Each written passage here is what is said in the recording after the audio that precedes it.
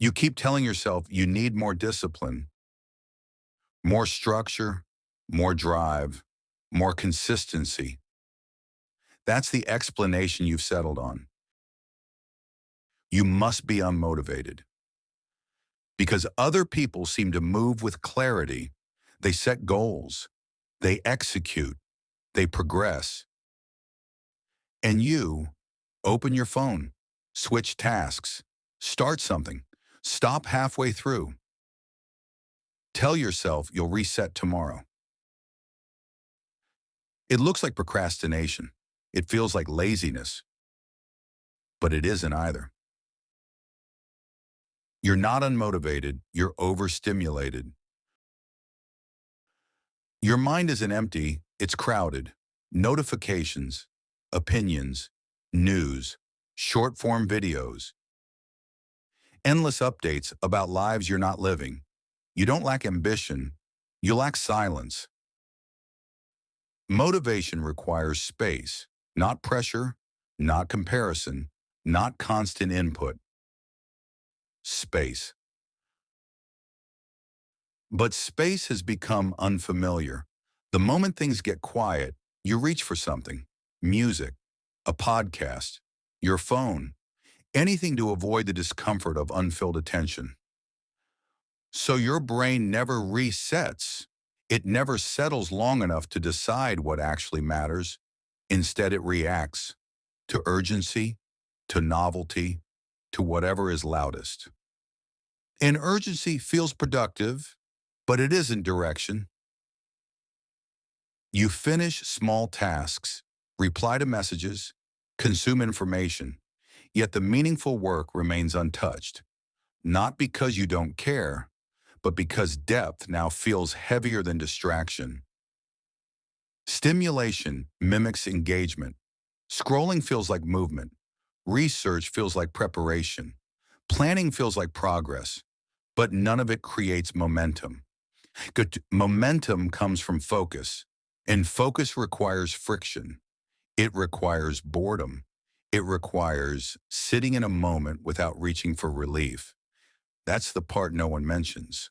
Motivation isn't a spark. It's a byproduct of attention sustained past the point of comfort. You used to be able to sit with something, a book, an idea, a task. Now, after a few minutes, your mind looks for an exit. Not because you're incapable, because it's trained to expect stimulation. Every swipe reinforces it. Every short burst of novelty reshapes your threshold for engagement.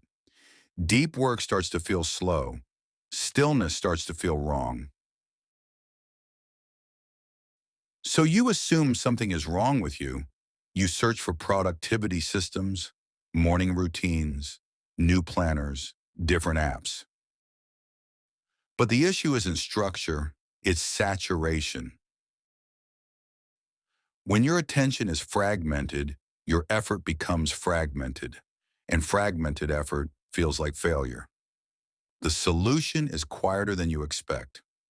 Reduce input, not ambition. Protect an hour without notifications, without music, without background noise. Let your mind resist it. It will. At first, it will feel restless. That doesn't mean it isn't working. It means your nervous system is recalibrating. Clarity doesn't arrive dramatically. It emerges slowly when noise decreases. You don't need more motivation. You need fewer interruptions. The mind is capable of depth, but it can't access it while constantly reacting. When stimulation drops, attention stabilizes. When attention stabilizes, effort follows. You are not broken. You are not lazy. You are not behind. You are saturated. And saturation can be reversed, not through intensity, through reduction. Less scrolling, less background noise, less constant comparison, more stillness, more deliberate focus, more single-task attention. Motivation isn't something you chase. It's something that returns when you give your mind room to breathe. If you felt scattered lately, this isn't a character flaw. It's an environment issue, and environments can change. Not overnight, not perfectly, but gradually. And gradually is enough. Because sometimes the reason you can't move forward isn't a lack of drive. It's that your attention has never been allowed to land.